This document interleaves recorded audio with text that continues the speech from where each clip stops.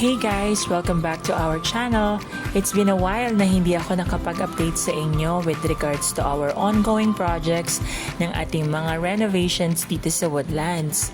Naging sobrang busy ako lately sa mga permits and licenses na ating inaasikaso.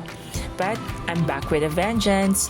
I'm going to tour you once again sa aming almost completed project ng isa na namang Inner Jasmine unit na may sukat na 58.5 square meter lot area.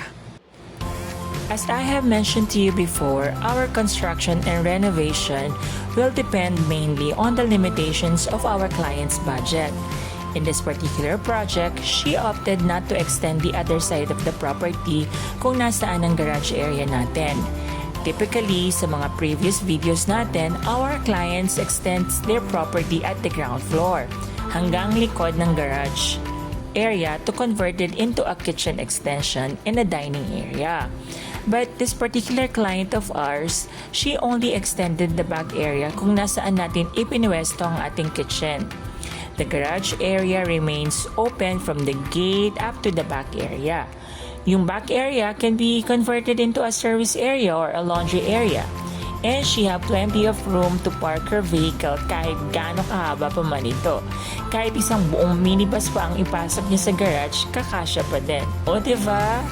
Inside the house, we have completed our interior renovation from the tile flooring up to the PVC ceiling at hanggang sa full renovation ng kanilang toilet and bath with built-in niche.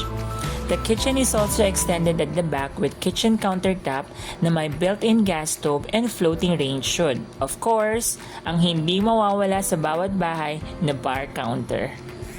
This house is very simple in every way. Ang gusto lang kasi ng may-ari ay maparenovate ang bahay at maging livable para pag uwi nila ng kanilang family from abroad ay meron silang matutuluyan. Isn't that wonderful, guys?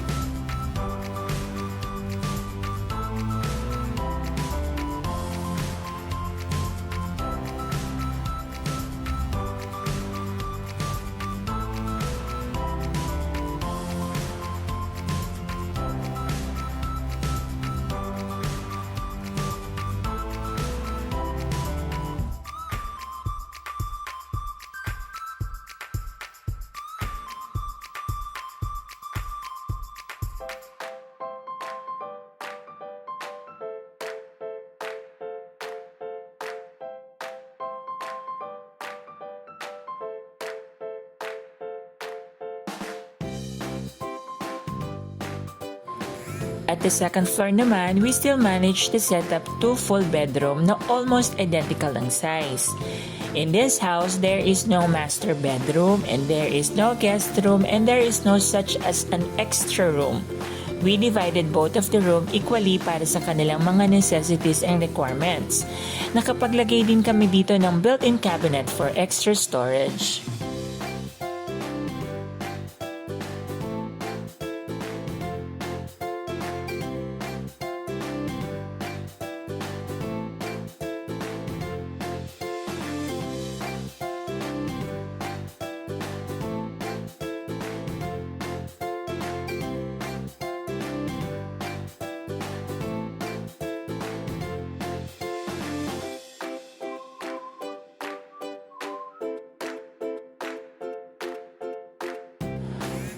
We also painted the whole house with Davis Tool White para sa mas malinis at mas preskong ambience ng ating bahay.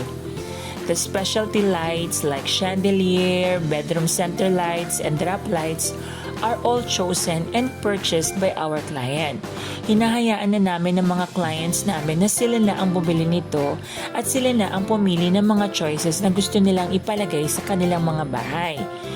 Even the design and pattern ng floor tiles and PVC ceiling panels were also chosen by the client owners.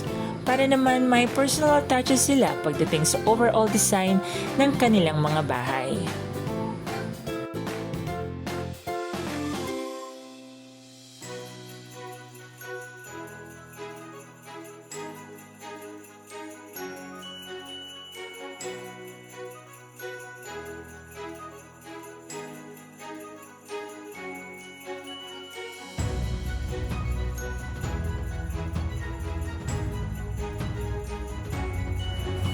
Anyway guys, I hope na nagustuhan nyo ang isa na namang project namin dito sa Woodland para sa isang Jasmine unit.